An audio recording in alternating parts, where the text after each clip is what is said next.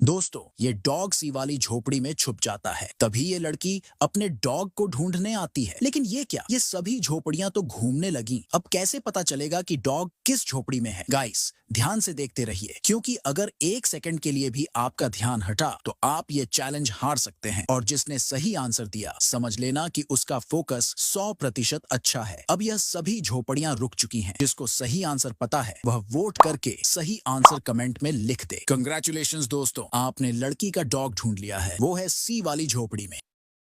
मैंने अपने पति को किसी और स्त्री के साथ देखा। इस कंडीशन में देखा कि मैं बता नहीं सकती हूँ। उसके बाद कौन स्त्री थी वो?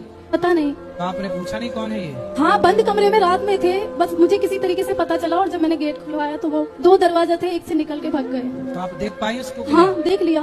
कौन थी पता नहीं लग पाया? पता लगा वो वही मोहल्ले की थी। उनका कुछ उनसे गलत था। गुरुजी, उसके बाद मैंने अपने आप को बहुत कोशिश किया, ऐसा किया कि बस खत्म कर लूं।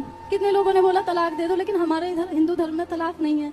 फिर 2 बच्चे हैं मेरे, छोटे छोटे, उनकी वजह से मैं जी रही हूँ। मगर वो चलन है ना, आज भी मुझे अंदर ही अंदर बिल्कुल बीमार बना दी। आपके पति को ये एहसास नहीं हुआ कि उन्होंने? नहीं गुरुजी, सबसे ज्यादा दुख वो, देखने से भी ज्यादा दुख वो है। वो कभी ये भी नहीं मानते कि हाँ मैंने ये गलती की है। और अब भी मैं चाहती हूँ कि वो सुधर के चले। तो उनका बस ऐसा ही तो है। अभी भी उनका पड़ोसन के साथ चक्कर क्या? वो एक के साथ भी तो नहीं रहते हैं, ऐसा भी नहीं है। मतलब बस ऐसा ही है। तो हमसे क्या पूछना है? मेरे अंदर ये सब चीजें जो देख ली है ना, उसके बाद जलन चल रहा है। बताइए आप, मैं क्या करूं? और मुझे उस घर में रहना पड़ेगा, क्योंकि मेरे पिताजी नहीं है। अगर मेरी माँ को पता चलेगा कि बेटी के साथ ये सब कुछ है, तो वो तो जीते जी मर जाएंगी। मैं उन्हें भी नहीं बताना चाहती। मुझे बताइए मैं अब क्या करूं? बच्चों को पढ़ा लिखा के योग्य बनाओ और भगवान के आश्रित रहो। माँ को चुनना पड़े और गर्लफ्रेंड को चुनना पड़े, किसे चुनोगे? जी, माँ को चुनूंगा। हाँ, तो माँ तो कह रही है कि ना करो। हाँ जी, मना कर रही। तो फिर मान जाओ, काहे कर रहे हो? सिंपल है। फिर काहे तुम उसके चक्कर में पड़े हो?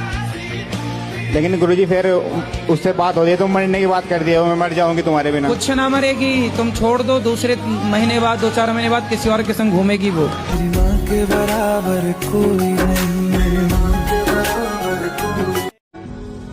मेरे पापा आपसे ना बहुत ज्यादा चिढ़ते हैं। क्यों? और पता नहीं, मम्मी को भी वो भजन नहीं करने देते, और राधा रानी को